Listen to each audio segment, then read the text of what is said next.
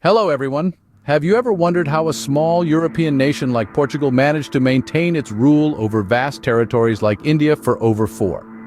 The answer lies in the intricate and well-structured system of the Portuguese administration. The Portuguese first landed in India in the late 15th century, led by explorer Vasco da Gama. The year was 1498, and this marked the beginning of a long-lasting and impactful era in the history of India. Before we move on to the next chapter of this fascinating journey, we'd like to take a moment to remind you, our valued viewers, to show your support for our channel.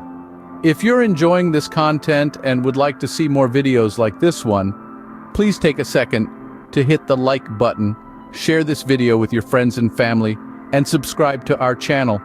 Your support helps us to continue bringing you these deep dives into history. Now, back to our story. In 1510, the Portuguese captured the city of Goa from the Sultan of Bijapur. This victory marked a significant turning point, as Goa soon became the capital of the Portuguese territories in India and the headquarters of their eastern trade. The administration of these territories was vested in a viceroy, who was appointed to serve for a term of 3 years. The viceroy, along with his secretary and in later years a council, formed the top tier of the administration.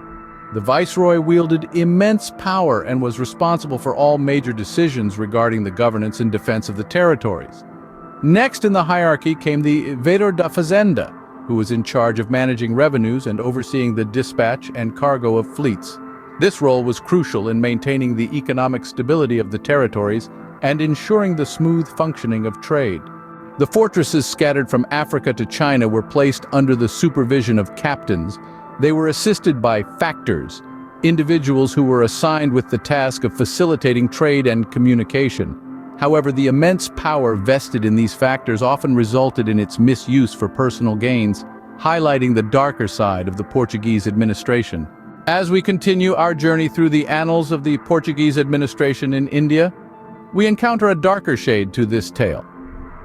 The captains and factors, though responsible for managing the fortresses and trade, were often lured by the immense power vested in them, leading to rampant corruption and misuse of authority. This unchecked power, often used for personal gains, cast a shadow over the otherwise efficient administrative structure. This corruption became a significant flaw in the system, tainting the legacy of the Portuguese administration.